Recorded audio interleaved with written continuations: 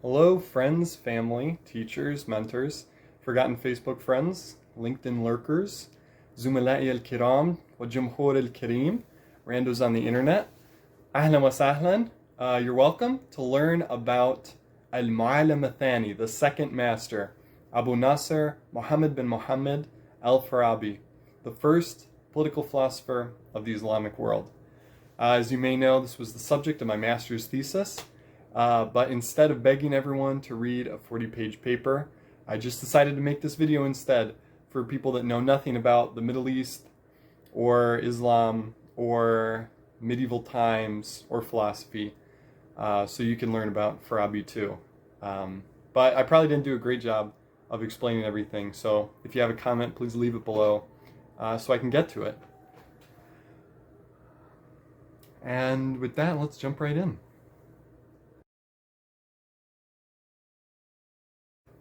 So Alfarabi was born in 872 of the Common Era in Central Asia. Scholars debate still whether it was in modern-day Afghanistan or in modern-day Kazakhstan, but the point is that he came from Central Asia, which at that time was understood to be the periphery of Islam. Islam comes from the Arabian Peninsula, and it spreads outward very quickly. Central Asia is conquered, beginning in the 8th century, and it slowly converts. It's still a region of a lot of diversity, with Christians and Jews and Buddhists living there, Manichaeans, Zoroastrians. So it's kind of the Wild West of the Islamic world at the time. So Farabi comes from this frontier of Islamic civilization and moves later in life, or still in his youth, to Baghdad, which is a huge city. It's the capital of the Abbasid Caliphate at the time. It's probably in the 10th century between 300 and 500,000 people there. It's a planned city. It's not an ancient city. It was planned in the shape of concentric circles, and it's bustling. It's undergoing a translation craze. People are hungry for new knowledge from Greek sources and Indian sources too. They want to know mathematics, philosophy, geometry, astrology. The princes, they have to know the alignment of the stars and stuff that will grant them auspicious battles. So it spurs a lot of interest in translating old texts. And Christians that speak Greek or Syriac and Arabic play a big role in taking this knowledge and conveying it to Arabic-speaking audiences. And Alfarabi is one of those people who benefits from the translation movement. He probably, being from Central Asia, spoke a Persian or Turkic language. That's also still debated. We're not sure what he spoke. Maybe Sogdian. So he's learning Arabic as a second language. He probably knows it by the time he comes to Baghdad and he begins to teach. Alfarabi is part of the peripatetic school, which just means that he's part of a group of philosophers that trace their school of thought back to Aristotle. Aristotle in Farabi's day is seen as the peak of philosophy, the peak of logic, science, natural science, and metaphysics. And he tries to create a place for Alfarabi, for Aristotle, in this new world with revealed religion. Religion brought on by prophets. Religions that revolve around written texts.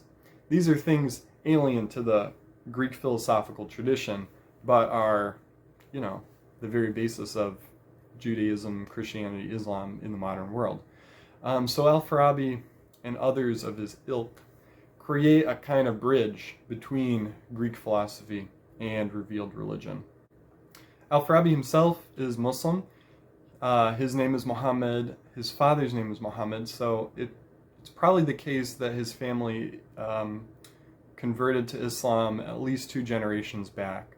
But his lineage, the medieval texts kind of differ on his lineage, because some give Turkic names, some give Persian names, some give Arabic names. So we can't really say for sure. But he is Muslim, although he learns from a diverse group of people. His main mentor in Baghdad is Christian. His most famous pupil is Christian. So, while he writes with Islamic terms, a lot of times he's talking about religion in a more general way that applies to not just Islam, but religion in general, as he sees it. So let's look at how Al-Farabi's political system combines the Greek thought of Plato and Aristotle with the culture of religion in his day.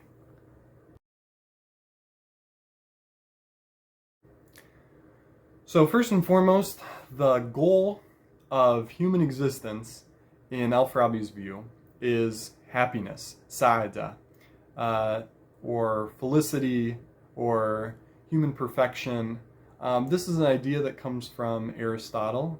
I've read it in Aristotle's Nicomachean Ethics. It's the goal for which no other goal is sought. It is the ultimate goal, the architectonic goal, if you will. Aristotle looks at all the virtues and he says, why do you do this? Why do you do that? Ultimately, pursuing happiness. Now, it's not just like a fleeting happiness of like eat a chocolate bar every day, you're happy. Because eating a whole chocolate bar every day does not really lead to long-term happiness. So what Aristotle and Al-Farabi are after is a happiness properly understood, a kind of satisfaction that's achieved through wisdom, through knowledge and wisdom, through acculturating yourself to the virtues and then acting on those virtues. So if happiness is the most virtuous goal, then there are non-virtuous goals too that some cities, nations, empires pursue. And Al-Farabi takes these ideas from Plato. So a city, a political system, might pursue honor, it might pursue wealth, it might pursue equality and freedom. And they correspond to a timocracy, an oligarchy, and a democracy. And Al-Farabi rejects these, as does Plato, for a superior regime that aims towards human happiness as its ultimate goal. So for Plato, the virtuous regime is established by a philosopher king, someone who is kind of the embodiment of a perfect understanding of philosophy, and then has a authority to legislate, a supreme authority to legislate, and kind of create a city surrounding him that can adhere to the virtues and pursue happiness for everyone to the extent that they can achieve it. So Al-Farabi is the same, except his philosopher king is also a prophet. So Alfarabi, in his Kitab al-Millah, the Book of Religion, he describes how for a virtuous person living in the non-virtuous city, it's like a torture to him. And it's incumbent upon that person to leave and found their own city that is virtuous. Whether that can be understood metaphorically, that's a whole other thing. So this kind of reflects the founding of Islam, right? Where we have Prophet Muhammad from Mecca, receives revelation, collects followers, is persecuted, migrates on the Hijrah to Medina, and there establishes al-Medina al-Munawwara, the enlightened city at Medina, the Prophet's state, the founding of Islamic civilization right there. So that is obviously for Alfarabi's readers what's at the top of their mind. And he kind of connects this idea of the Platonic philosopher king with an Abrahamic prophet that establishes a political order. Moses, too, could be seen in this way.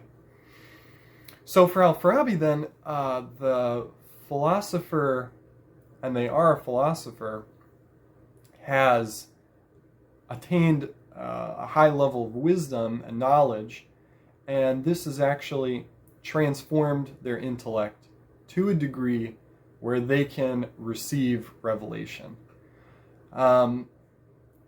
This becomes really complicated in medieval times. There's a lot of discourse about the active intellect or the agent intellect, but basically an emanation of God makes contact with the philosopher's intellect, transforms their intellect, it becomes an acquired intellect, they receive revelation, and now this is like a philosophic explanation, and in that a scientific explanation of how prophecy is possible and why prophecy isn't more widespread.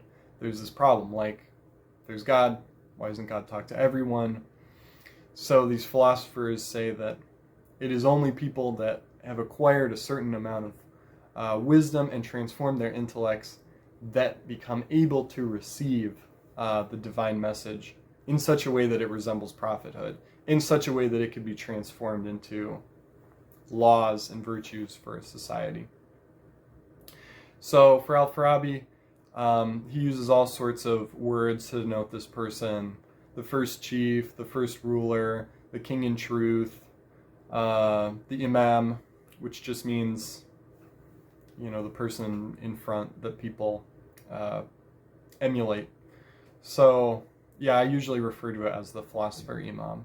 So the philosopher imam is the supreme ruler, lawgiver, prophet of the virtuous city in Alfarabi's view. So we've seen how it kind of reflects the Islamic tradition, Alfarabi's idea of the philosopher imam, but it also differs in a way, because for Alfarabi, it's not just, there is no seal of prophethood. In Islam, Prophet Muhammad is the final prophet and the Khatam al-Nabuwa, the seal of prophecy. There can be none after that. For Alfarabi, it's not the case, because any philosopher with certain inherent qualities to their character could theoretically attain this level of wisdom again, attain revelation, and do the whole thing over again. So Alfarabi's virtuous city allows for a continuous line of philosopher imams to continue to rule the city. And that's important because Alfarabi acknowledges that the conditions of the era will change, and the things revealed to the first ruler and the things conveyed by the first ruler may not universally apply to all situations afterward. So in that case, it becomes very important for there to continuously be a philosopher ruling who can reinterpret what was said and make new law and have an absolute authority to establish new law for the virtuous city.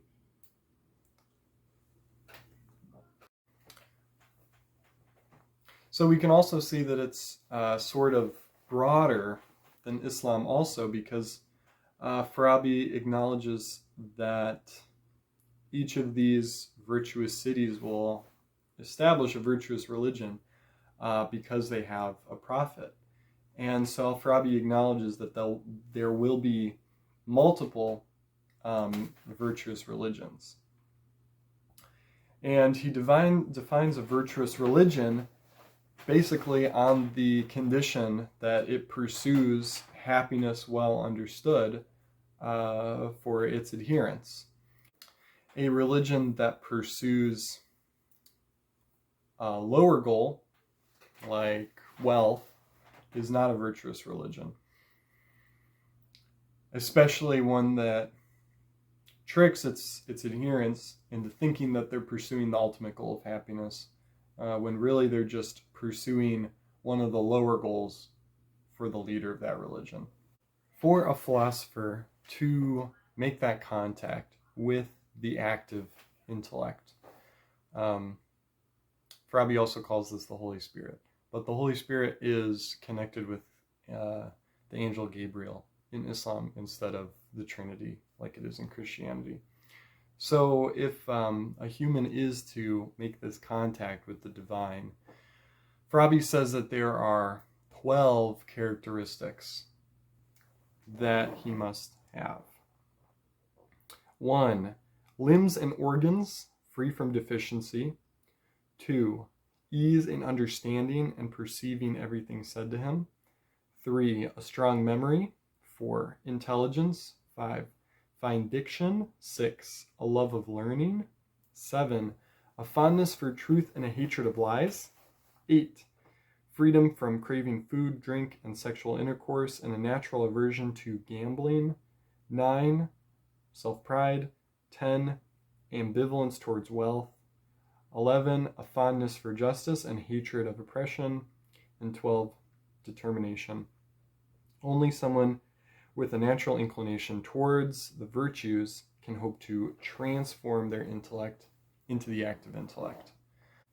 So if the philosopher has undergone this transformation and his intellect has become an acquired intellect due to his contact with the divine, then he is able to found a virtuous city and become the king in truth, the imam, the first chief, if he has the following 6 qualities. That he know every action by which happiness can be reached. That's basically guaranteed by the contact with the active intellect. 2, that he is a good orator. 3, that he's able to rouse imagination by well-chosen words. 4, that he should be able to lead people along the right path to felicity. 5, and to the actions by which happiness can be attained. 6, he should be in addition be of tough physique in order to shoulder the tasks of war.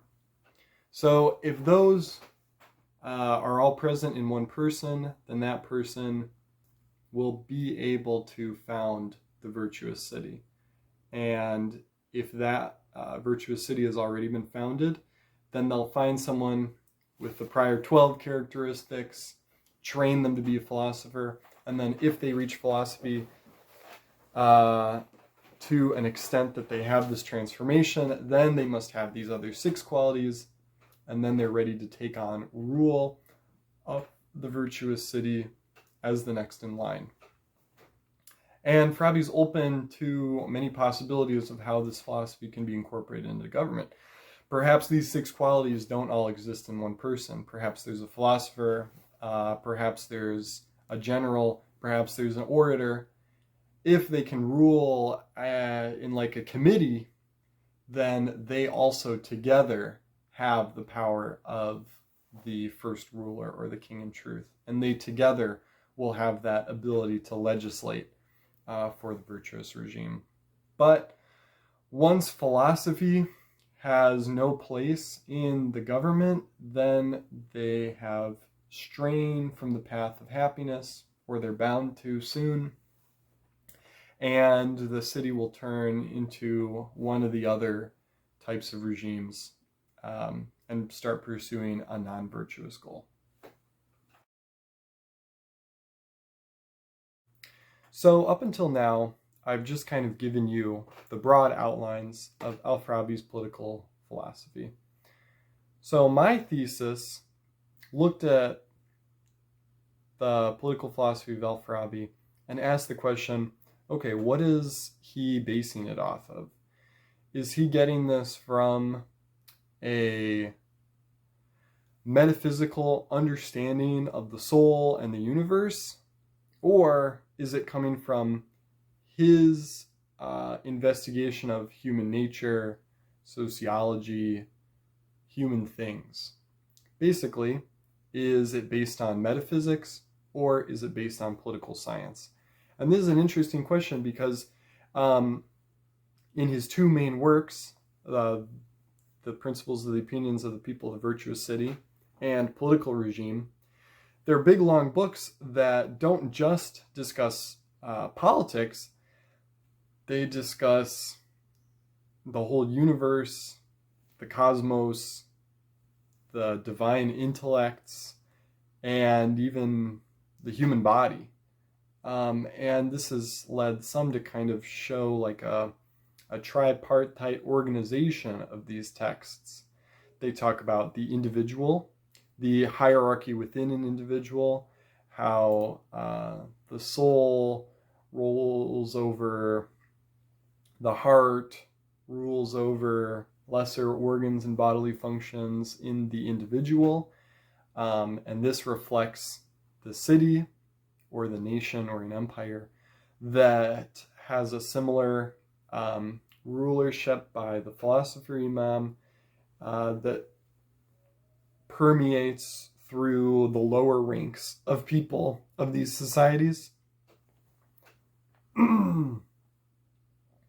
And then there's also the universe itself that's ruled by God and that has a hierarchy of divine intellects under the God.